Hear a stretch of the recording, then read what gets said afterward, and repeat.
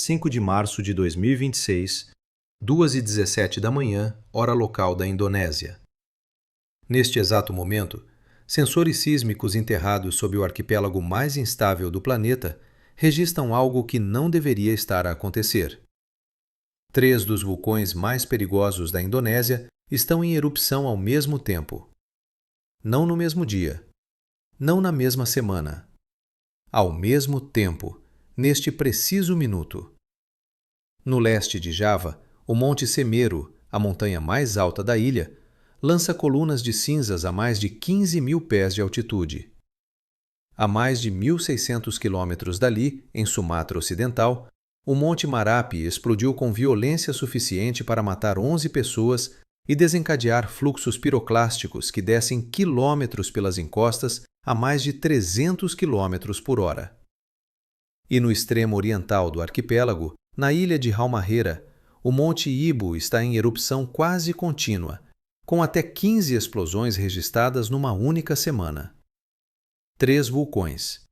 Centenas de quilômetros de distância entre eles.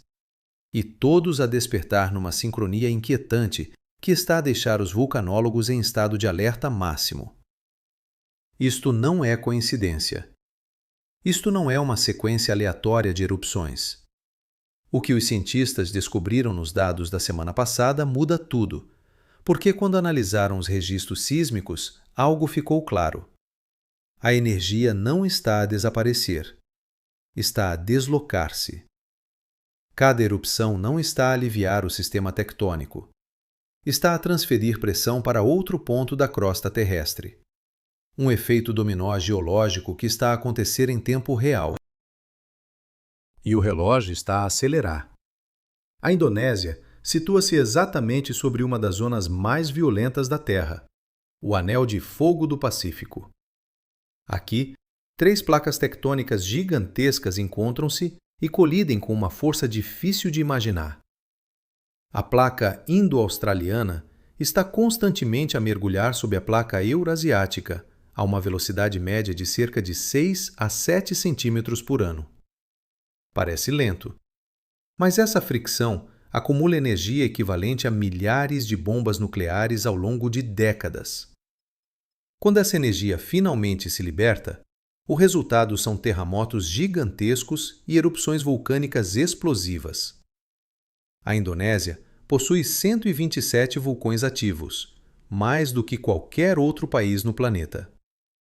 É literalmente uma nação construída sobre uma zona de guerra geológica. Durante gerações, os cientistas acreditaram que estes vulcões funcionavam de forma relativamente independente. Um vulcão entrava em erupção, libertava pressão e depois voltava a adormecer durante anos ou décadas. Era um ciclo compreendido, monitorizado e até certo ponto previsível. Mas aquilo que estamos a observar agora quebra completamente esse padrão.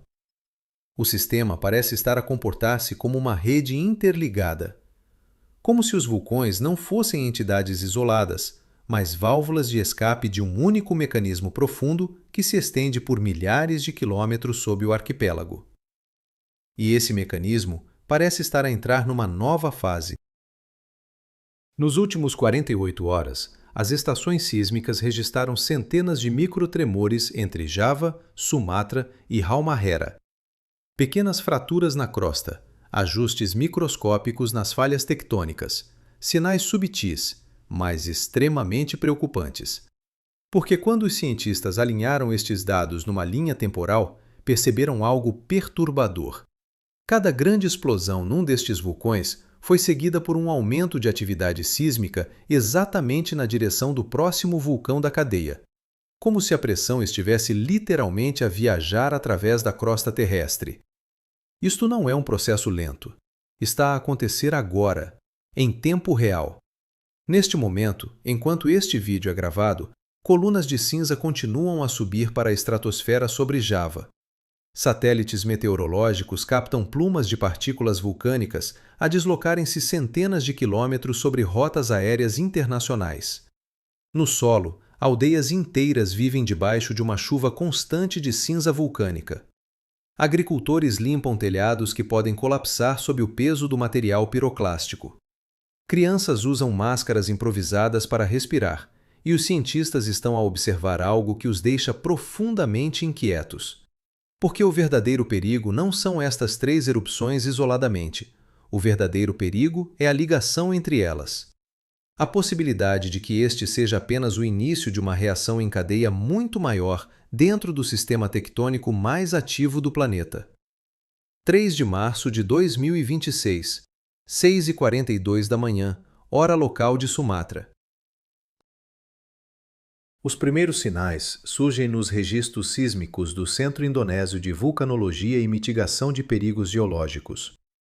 Uma sequência de tremores vulcanotectônicos começa a aumentar sob o Monte Marapi. Em apenas 90 minutos, são registrados 47 eventos sísmicos rasos, entre 1,5 e 3 quilômetros de profundidade. Para os especialistas, isto significa apenas uma coisa: magma em movimento. Às 7h11, sensores de infrassons registram uma explosão súbita. Segundos depois, satélites meteorológicos Himawari captam a formação de uma coluna eruptiva que sobe rapidamente até cerca de 1.500 metros acima da cratera. O relatório preliminar do posto de monitorização de Bukittinggi descreve o evento com frieza científica. Ejeção explosiva de material incandescente, fragmentos balísticos projetados até 1,2 quilômetros do centro eruptivo. Na prática, isto significa bombas de lava do tamanho de carros a cair nas encostas da montanha. Minutos depois, fluxos piroclásticos começam a descer pelos vales ocidentais. Estes fluxos são uma das forças mais destrutivas da natureza. Nuvens de gás vulcânico, cinza e rocha a temperaturas superiores a 700 graus Celsius, capazes de se mover a mais de 300 km por hora. Em menos de 3 minutos, percorrem mais de 4 quilômetros. 11 pessoas não conseguem escapar. Às 9h30, o nível de alerta é elevado para nível 3, apenas um passo abaixo da evacuação total. Mas o que acontece a seguir começa a alarmar os geofísicos. Às 11h04, cerca de 4 horas após a explosão de Marapi, sensores sísmicos ao longo da falha de Sumatra começam a registrar microtremores em cadeia, migrando lentamente para sudeste. Os dados analisados posteriormente mostram um fenômeno conhecido como transferência de tensão tectônica. Quando uma erupção ou terremoto altera o equilíbrio de forças numa falha geológica, a pressão redistribui-se ao longo da estrutura da placa. Num relatório técnico divulgado 2 dias depois, um geofísico do Observatório Vulcanológico Indonésio escreveu: os padrões de propagação indicam uma migração de tensão ao longo do arco de Sunda em direção à Java Oriental. Em termos simples, a energia libertada em Sumatra não desapareceu, moveu-se. 4 de março de 2026, 2h13 da madrugada, Monte Semeru, Java Oriental. Os sensores sísmicos registram um aumento súbito no tremor harmônico, um sinal clássico de magma a subir no conduto vulcânico. Às 2h47, uma explosão lança uma coluna de cinza a mais de 4.500 metros acima do cume. O Darwin Volcanic Ash Advisory Center emite imediatamente um alerta para a aviação. Ash plume detected at FL 150 moving southwest. Isso significa 15.000 pés, exatamente na altitude de rotas comerciais que cruzam o Sudeste Asiático. Em menos de 2 horas, 5 voos internacionais são desviados. Mas a preocupação real está na estrutura interna do vulcão. Dados térmicos de satélite analisados por especialistas indicam um crescimento acelerado de um domo de lava no topo da cratera. Um domo de lava funciona como uma rolha gigante. O magma continua a subir por baixo, aumentando a pressão interna do sistema. Se esse domo colapsar, a montanha pode gerar fluxos piroclásticos capazes de destruir aldeias inteiras em minutos. Foi exatamente isso que aconteceu em dezembro de 2021, quando o colapso de um domo em Semeru matou mais de 50 pessoas e enterrou comunidades inteiras sob cinza e detritos vulcânicos. Enquanto isso, a 1.300 quilômetros de distância, outro vulcão começa a reagir. 5 de março de 2026. 14 horas e 8 minutos. Ilha de Halmahera, Indonésia Oriental. O Monte Ibu entra na sua 12ª erupção em apenas 6 dias. Às 14 horas e 8 minutos, sensores de pressão registram uma explosão que projeta uma coluna de cinza até cerca de 2.100 metros, aproximadamente 7.000 pés. Pode parecer menor comparado com Semeru, mas a frequência é o que preocupa os cientistas. 15 erupções numa semana indicam um sistema de conduto aberto com fluxo magmático constante. O vulcão está literalmente a respirar magma. Cada explosão liberta gases acumulados nas profundezas do reservatório magmático. Um relatório interno citado por investigadores internacionais resume a situação numa frase curta. A atividade eruptiva apresenta características de pressurização sustentada do sistema magmático regional, o que significa que a pressão continua a aumentar em profundidade. Cientistas da USGS e de vários observatórios internacionais começaram a analisar os dados combinados desta sequência. Num seminário técnico realizado online, um vulcanólogo descreveu o fenômeno desta forma: estamos possivelmente a observar um sistema tectônico interligado a responder a redistribuições de estresse ao longo do arco de subducção. Em termos simples, a crosta terrestre nesta região comporta-se como uma série de placas de vidro pressionadas umas contra as outras. Quando uma se move, a tensão desloca-se imediatamente para a próxima. A Indonésia está situada exatamente sobre o ponto onde a placa indo-australiana mergulha sob a placa eurasiática. Este processo chama-se subducção. A cada ano, cerca de 70 milímetros de crosta oceânica desaparecem sob o arquipélago.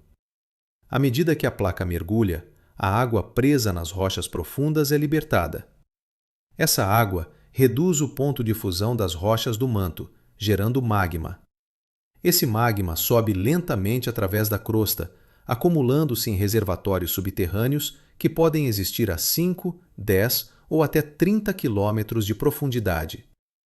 Quando a pressão nesses reservatórios ultrapassa a resistência da rocha acima, o resultado é uma erupção explosiva.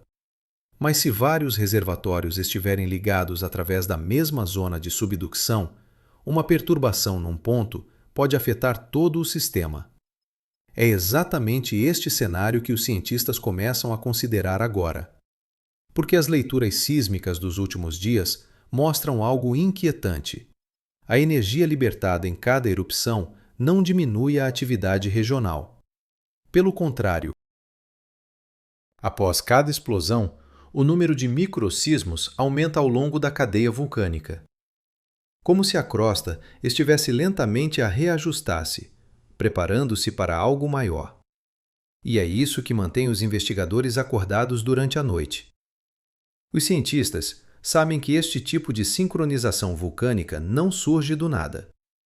Ao longo da história geológica da Indonésia, existem padrões claros que se repetem em ciclos longos, muitas vezes invisíveis para uma geração humana inteira. Um dos exemplos mais estudados ocorreu em 1815, quando o Monte Tambora entrou em erupção numa explosão classificada como VEI-7, um dos eventos vulcânicos mais violentos registrados pela humanidade. Antes dessa erupção catastrófica, os registros históricos e geológicos mostram um aumento incomum de atividade em vários vulcões ao longo do arco de Sunda. Pequenas erupções, enxames sísmicos, libertação de gases.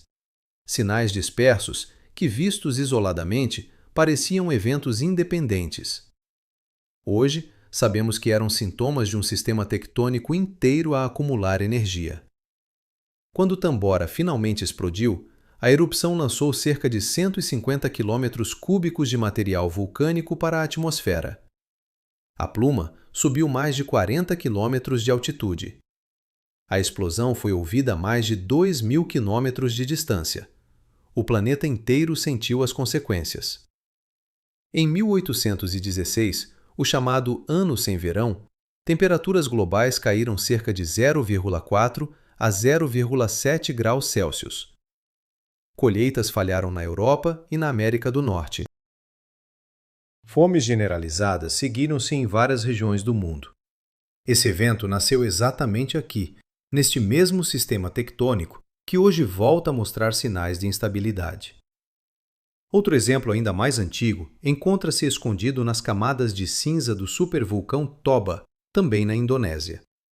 Há cerca de 74 mil anos, Toba entrou em erupção numa explosão classificada como VEI8, a categoria mais alta possível na escala vulcânica. Estima-se que mais de 2.800 quilômetros cúbicos de material foram ejetados. A erupção criou uma caldeira com mais de 100 quilômetros de comprimento. Modelos climáticos sugerem que o evento pode ter provocado um inverno vulcânico global durante anos. A população humana mundial poderá ter sido reduzida drasticamente nesse período. Hoje, Toba permanece silencioso, mas não morto. Estudos de tomografia sísmica mostram que um reservatório magmático gigantesco continua presente sob a caldeira. Esses exemplos históricos são fundamentais porque revelam uma característica comum do anel de fogo. A atividade raramente ocorre de forma totalmente isolada. Num estudo publicado por geofísicos internacionais em 2023, analisando mais de 400 anos de dados eruptivos globais, os investigadores identificaram algo chamado clusters eruptivos regionais.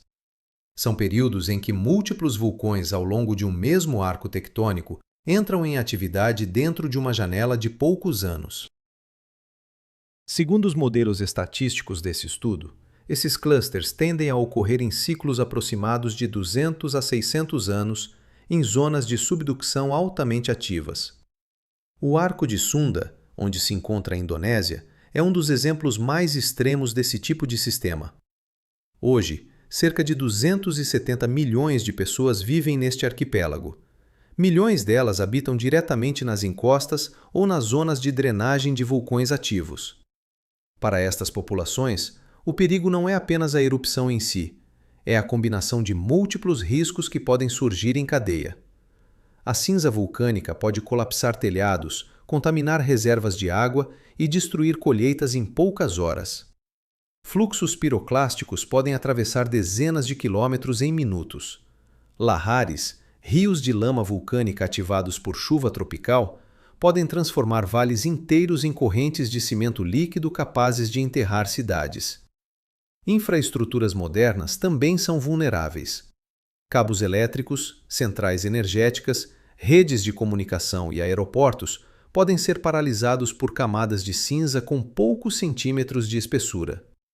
Em 2010, a erupção relativamente pequena do Eyjafjallajökull, na Islândia, lançou cerca de 250 milhões de metros cúbicos de cinza para a atmosfera.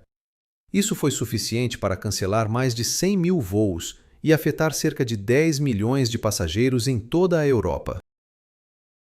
Agora imagine 3 vulcões eruptando simultaneamente numa das rotas aéreas mais movimentadas do planeta, o corredor que liga o Sudeste Asiático à Austrália e ao Médio Oriente. O impacto econômico poderia atingir dezenas de milhares de milhões de dólares em semanas.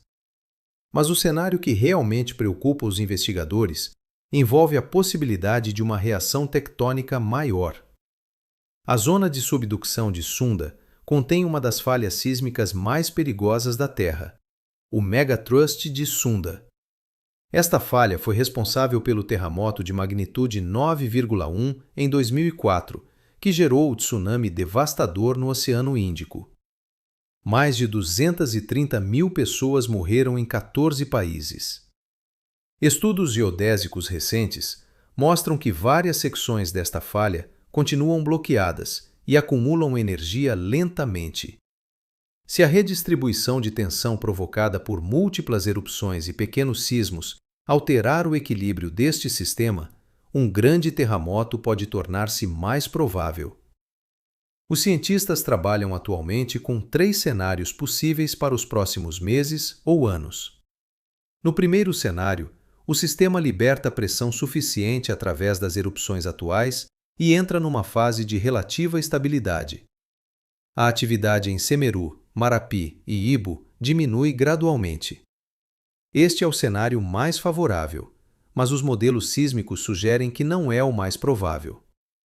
No segundo cenário, a região entra numa fase prolongada de hiperatividade vulcânica. Vários vulcões do Arco de Sunda podem começar a apresentar erupções frequentes durante anos ou décadas. Isso criaria uma nova realidade permanente para milhões de pessoas. No terceiro cenário, o mais preocupante, o processo de transferência de tensão continua a propagar-se ao longo da zona de subducção até encontrar um ponto crítico pronto para falhar. Nesse caso, poderíamos assistir a um evento sísmico de grande magnitude ou a uma erupção vulcânica muito maior. Neste momento, equipas científicas monitorizam a região com satélites radar, redes sísmicas e sensores de deformação do solo, capazes de medir alterações de poucos milímetros na crosta terrestre. Cada tremor, cada libertação de gás, cada variação térmica é analisada, porque o que está a acontecer agora na Indonésia pode ser apenas o primeiro capítulo de um processo muito maior. A Terra é um sistema profundamente interligado. Quando uma parte do sistema começa a mover-se, outras partes inevitavelmente respondem.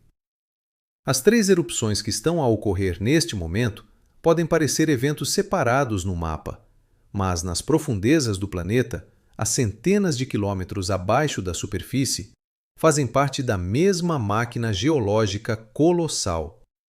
E essa máquina